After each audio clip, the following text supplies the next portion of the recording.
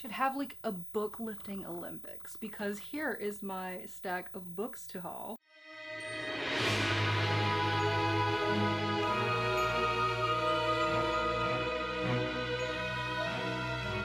Hey guys, it's Whitney. Welcome back to my channel. Today I have a book haul. So I did end up ordering a good number of books in April and May because stress mostly, let's be honest. And the most annoying thing about buying books with this whole quarantine situation happening is that they were taking absolutely forever to get here. I'm actually still waiting on one of the physical books that I ordered in the beginning of May to get here. It was a new release that released on whatever the first Tuesday of May was, and I'm still waiting for it. But I decided I wanted to go ahead and show you guys all the books I got anyway, and I will just include a picture of that book so it can be included in this haul because it is going to be here shortly. These are the 14 physical books that I have. These are so heavy, I'm gonna put them down. So the first book I have to show you guys was a birthday gift, and that is Ruthless Gods by Emily A. Duncan. This is the second book in the Something Dark and Holy trilogy. So since this is a sequel, I can't say all that much about this book in particular other than it's a continuation of Wicked Saints. And in this one we follow the same cast of characters that we followed in the first book. A cleric named Nadia, a prince named Seraphim, and a monster boy named Blakiaj. And in that first book they all end up working together to assassinate someone. I won't say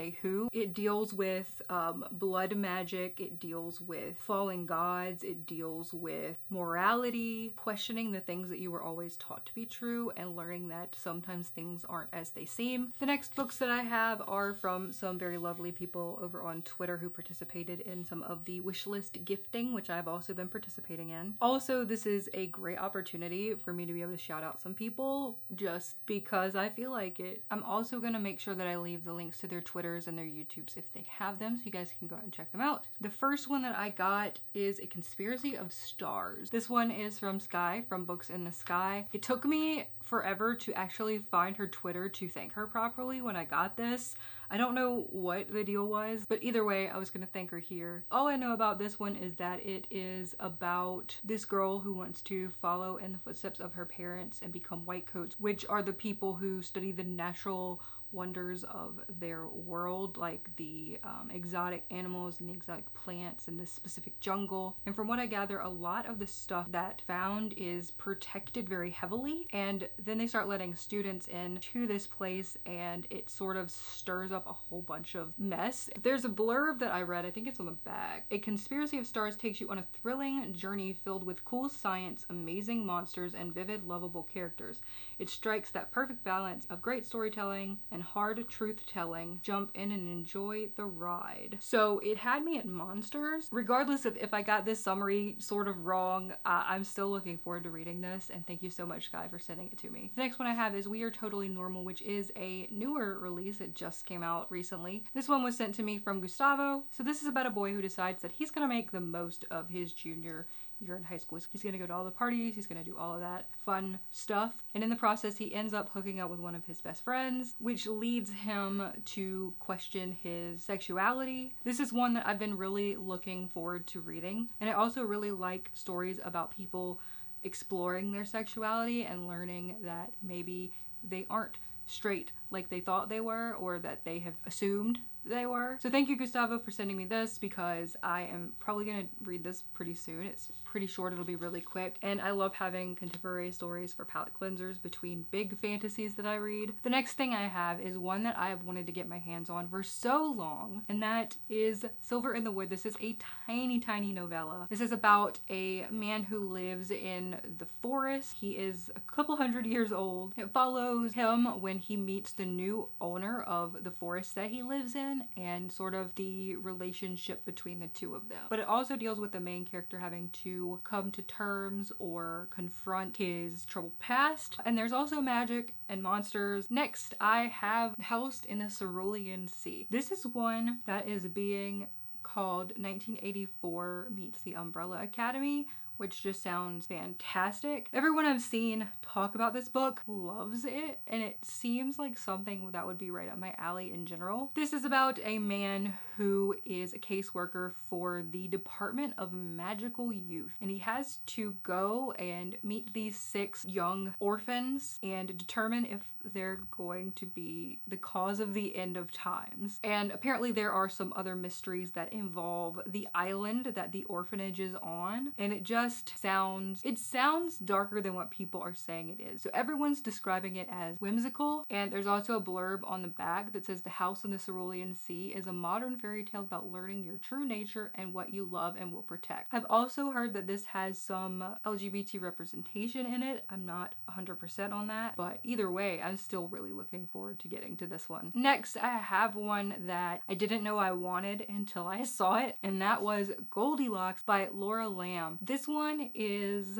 The Martian meets The Handmaid's Tale. So this is a space opera, which is something I am very into. So in this story, the Earth's becoming uninhabitable, and this team of women are going into something called the Goldilocks zone, where there is a planet which seems to be absolutely perfect to be a place that human life can thrive. So basically they're going to check it out, but along the way they start running into some problems, and they also uncover that the Earth might be running out of time faster than they realize. Next up, I have Rouen Binder, which is a book that I've been eyeballing since I first saw it, which was when it came out a long time ago. I'm gonna be honest, I don't know too much about this. It is a story about magic returning to the world and bringing monsters with it. Was that a good summary? I don't know. So the next book I want to talk about is The Wolf of Orion.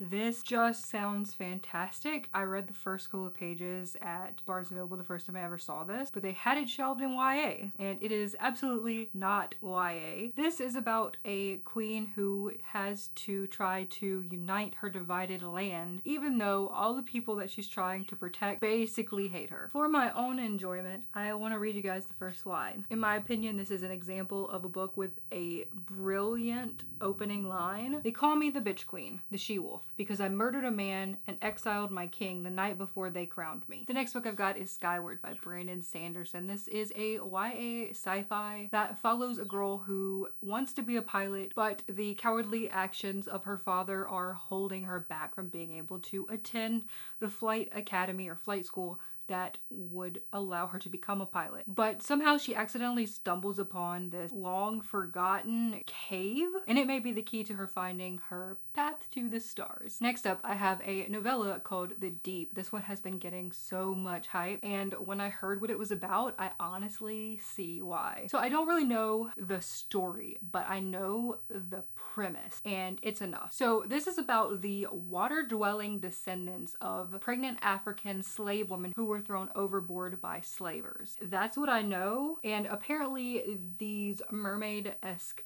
sort of creatures are what the children of these pregnant slave women evolved into, and it just sounds fantastic. Next up, I have Bonds of Brass by Emily Skirtsky. This is the same author who wrote The Abyss Surrounds Us, which I haven't read and I didn't realize until after I got this and saw her name on my shelf. So this one has basically the perfect summary right on the inside of the dust jacket, so I'll just share that with you. A young pilot risks everything to save his best friend, the man he trusts most and might even love, only to learn that his friend is secretly the heir to a brutal galactic empire. So I feel like there's going to be a lot of political intrigue, probably some moral dilemmas, definitely some moral dilemmas, because from what I understand, the empire that the friend is the heir of did some pretty horrible things to our main character Etienne. So I'm really looking forward to this.